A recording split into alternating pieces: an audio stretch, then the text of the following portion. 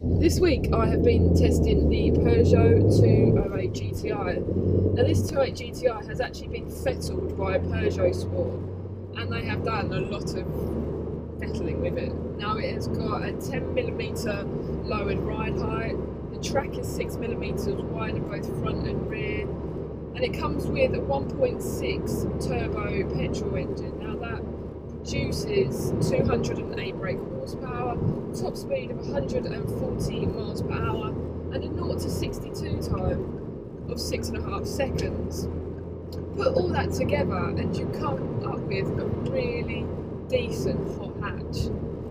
Now if you're looking for a GTI, definitely go for this Peugeot Sport. Now it is a little bit more expensive, but it is so good, and you're going to be buying a car like this because you want the handling and the pedigree of it all, and this Peugeot Sport GTI is the best in the bunch. Now with the suspension setup, it is quite hard, especially with the English roads. You know, you are bouncing around quite a lot, but the handling on the country roads and the B roads that I have been on just makes it all so worthwhile. With that torsion differential on this car, you can put it into a corner, it literally dips its nose in, and the handling and the grip it has on the front end is so good. It really, really is so good. It just gives you that confidence to keep pushing and pushing.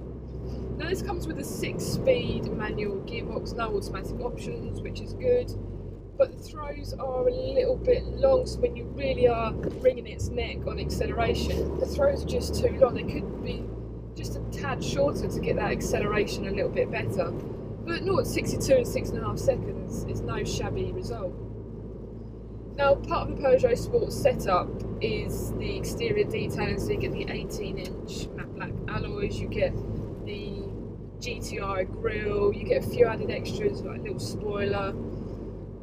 This has actually got that really strange red and black colour scheme, and although it's turned a few heads, I don't think many people have liked it, and it's actually a £945 extra, which is a lot of money for something that a lot of people don't like. Also with this car, sat nav £700 extra, reversing camera £200 extra, so there are a few extras you can add on top of the price. Now also in this interior, which I think is a lovely interior, you get these lovely Peugeot Sport bucket seats. They've got high bolsters. I found really comfortable as well.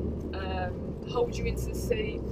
Then you also get this small steering wheel, and a lot of people have complained about this, but it just seems to fit in a car like this. It gives it a go-kart kind of handling, and as you're driving this car fairly quickly, you don't want a massive steering wheel, you don't want to be turning, you know, a massive, huge steering wheel. You want something small and sprightly in your hands to get you around the corners, and this fits it perfectly. And to be honest, my driving position, I can still see the dials, but some other people have complained that with certain steering positions, seating positions, how they prefer it, you're not exactly going to see the dials, but get in a position you like, I'm sure you'll be able to see them. Now, let's go through some of the boring stuff, should we say, because you don't buy this car to really be practical, but 285 litres of boot space, which can fit, you know, some bags in. There's plenty of room in the back. For a car that's quite small, there is a lot of room in the back for your friends. A combined miles per gallon, they say, of around 50, which isn't bad, but to be honest, I haven't hit anywhere near that. I've been having way too much fun in this car. Tax, CO2 emissions is 125 grams of CO2, which puts it in the bracket of £110 per year. Now the insurance group is a 33E, which is fairly high as well, so if you're on the young side, you might want to check that out, that isn't going to price you out of this car. Now, practicality wise, like I said earlier, the suspension is fairly solid, so if you do have a bit of a bad back, I probably wouldn't recommend this car, but it is set up as a good, fun And that's what I want to emphasise. This car is fun. It is quick, it's fun, it's nippy, it's put a smile on my face all week, and I've thoroughly enjoyed driving it. Now, its competitors, if you want to look at it, obviously it's the Ford Fiesta ST, and I think the Fiesta ST does look better, but this 208 GTI has reconnected Peugeot lovers with their sports side. Now, the 206 GTI was forgettable, so was the 207, and the 205 GTI is just starting to reach some huge money on the classic car market. Now, this 208 GTI has been one of the best hot hatches that Peugeot produced, probably in the last 15 years. And it is a testament to the Peugeot Sport department for producing this little fun roller skate, because it's been a really good week for this car. I've had so much fun. I've gone through a lot of petrol, but it has been a very fun car.